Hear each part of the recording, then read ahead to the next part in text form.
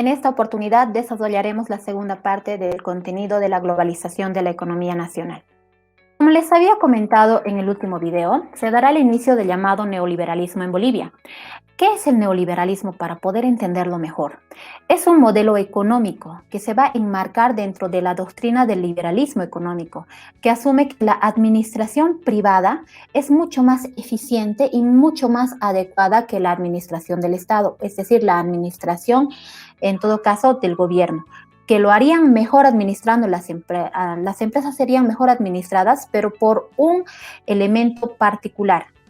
Esa es la doctrina principal del neoliberalismo.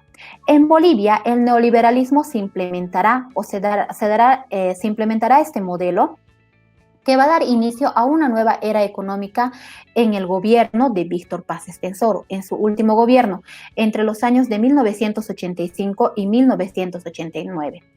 Víctor Paz Estenssoro asumió la presidencia antecedido por una intensa crisis económica que estaba generando una inflación anual acumulada del 22.000%. Había un gran déficit fiscal. Esto significa que había más gastos que erogaba el Estado de ganancias que estaba percibiendo. Había una diferencia completamente abismal. Existió una reducción del 25% de las exportaciones, entre otros datos desastrosos. Esto es lo que generó todas las políticas, de alguna forma, sociales que se habían implementado el año de 1952. Para estos años de los 80, la situación nos estaba pasando la factura. Es así que Víctor Paz Estenssoro vio por conveniente dictar la ley o el decreto supremo 21060. Veamos qué dice este decreto del 21060. Fue en agosto, el 26 de agosto del año de 1985, cuando Víctor Paz Estenssoro va a promulgar este decreto, antecedido por un diagnóstico justificativo, es decir, estaba haciendo un análisis del por qué estaba promoviendo esta resolución. Él decía y afirmaba: Bolivia se nos muere, refiriéndose a las características económicas en las que nos estábamos encontrando ese entonces. Este decreto puede resumirse, según Carlos de Mesa, en 6 puntos. Propiciaba la reducción del déficit fiscal, es decir, como les había explicado ya, que el Estado erogaba gastos, pero que estos no le eran devueltos en ganancias. Así que de alguna forma trataba de reducir esa brecha entre gasto y ganancia. Para eso necesariamente se tuvo que recurrir al congelamiento de salarios. Se aumentó el precio de la gasolina y se redujeron los gastos del Estado. También se dio el cambio de la moneda y la flexibilización con la divisa internacional, la libre contratación y racionalización de la burocracia. ¿Esto qué va a implicar o qué va a significar? Implicará el despido masivo de trabajadores, principalmente mineros. A esto se lo llamó la relocalización. Para poder entender este tema de la libre contratación y racionalización de la burocracia, debemos de tomar en cuenta que la Comibol, que se había hecho cargo de la minería nacional, tenía una gran cantidad de trabajadores asalariados. Estos trabajadores generaban más gasto económico al Estado en salarios, en seguro social y otros más que las ganancias que estaba recibiendo la actividad económica de la minería. Es por eso que el 21060 lo que hizo es habilitar para que se pueda en realidad, a nombre de relocalizar, despedirlos indirectamente en una promesa futura de que nuevamente se los iba a volver a contratar. Esto no sucedió. Más de 20.000 trabajadores mineros quedaron prácticamente sin una fuente de trabajo. Por otro lado, la 21060 también generó la libre oferta y la libre demanda. Se da también la llamada aplicación del impuesto único a las importaciones y se va a fomentar las exportaciones y también se dará una reforma tributaria. Esas son las principales características del decreto 21060. Veamos cuáles han sido las consecuencias de la implementación del 21060. Existen valoraciones negativas. Entre esas debemos de mencionar que a consecuencia de la 21060 se va a despedir más o menos a 40.000 trabajadores. De los 40.000 trabajadores, 23.000 eran los mineros, con la llamada relocalización. Por otro lado, se va a profundizar esa brecha que existe entre las clases sociales. Se va a llegar a un punto de la llamada pobreza extrema, que ha crecido principalmente en el área rural. No se van a implementar inversiones públicas ni tampoco infraestructura nacional, es decir, no se van a hacer gastos en la construcción de caminos, escuelas, hospitales y otros más. Se va a privatizar el aparato productivo del Estado. Y cuando nos referimos a que se va a privatizar el aparato productivo del Estado, estamos refiriéndonos a que vamos a permitir que un socio extranjero o un dueño extranjero tenga la propiedad de las principales empresas de nuestro país. Esas han sido las consecuencias más negativas que nos pudo haber traído el 21060. Como consecuencia de la implementación del 21060, se va a producir por parte del sector trabajador la llamada Marcha por la Vida, que ha sido una movilización histórica de las bases mineras y de todos los sectores populares de Bolivia, en contra de la delocalización de mineros y principalmente en contra de la pérdida del trabajo. Esta Marcha por la Vida se realizó entre el 21 de agosto al 28 de agosto del año de 1986 con la participación de 25.000 trabajadores. Y en la imagen del medio podemos ver el cartel principal de la Marcha por la Vida. Vamos a las valoraciones positivas de la Ley 21060.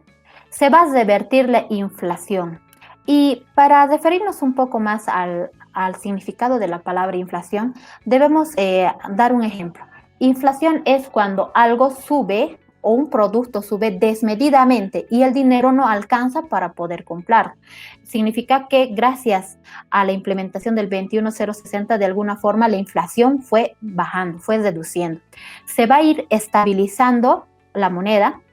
Se permite la incorporación del Estado a la economía mundial, es decir, el Estado va a tener más participación en ese relacionamiento con el resto del mundo, económicamente hablando, a través de condiciones mucho más favorables para las empresas privadas. Claro, es que las empresas privadas ahora generalmente eran empresas extranjeras. Se dará la recuperación de la credibilidad económica ante organismos internacionales, es decir, Bolivia ahora va a ser un sujeto estatal en el mundo a quien sí se le puede prestar, porque estaba abriendo sus puertas al neoliberalismo, con la Ley 21060. Posterior a ello debemos de hablar de la llamada Ley de Participación Popular. Después de 8 meses, estamos ya hablando cronológicamente durante estos últimos gobiernos para el año de 1990-1995. Estamos haciendo aquí un salto cronológico porque estos temas no los vamos a volver a analizar después, pero es importante puesto que entra en el banco de preguntas como también está en los contenidos mínimos. Y analizaremos la Ley de Participación Popular en un apartado diferente. Después de 8 meses de que Gonzalo Sánchez de Lozada iniciara su primer gobierno, se aprobará la Ley 1551, o llamada también Ley de Participación Popular. Esta ley formaba parte de las medidas que se habían venido implementando desde el año de 1985. Es decir, desde el gobierno de Víctor Paz Estenssoro. La Ley 1551 tenía como objetivo principal reconocer el territorio, dotarlo de cierta autoridad, traspasarle competencias y eso incluía transferirle recursos económicos. Así Bolivia pasa a contar con 311 municipios con facultades descentralizadas. Es decir, hasta antes de la Ley 1551 no existían los municipios. Después de esta ley se van a crear 311 municipios, como en el caso de nuestro municipio, el municipio de Sucre, el municipio de Yotala y otros municipios más. Nos estamos refiriendo a que ellos van a ser reconocidos territorialmente, es decir, se les reconoce su espacio territorial, se les va a pasar incluso cierta autoridad y competencias, van a poder administrarse de alguna forma, de forma independiente, y se les va a transferir recursos económicos para que ellos, los municipios, administren estos recursos económicos para el beneficio del grupo humano que vive en ese municipio.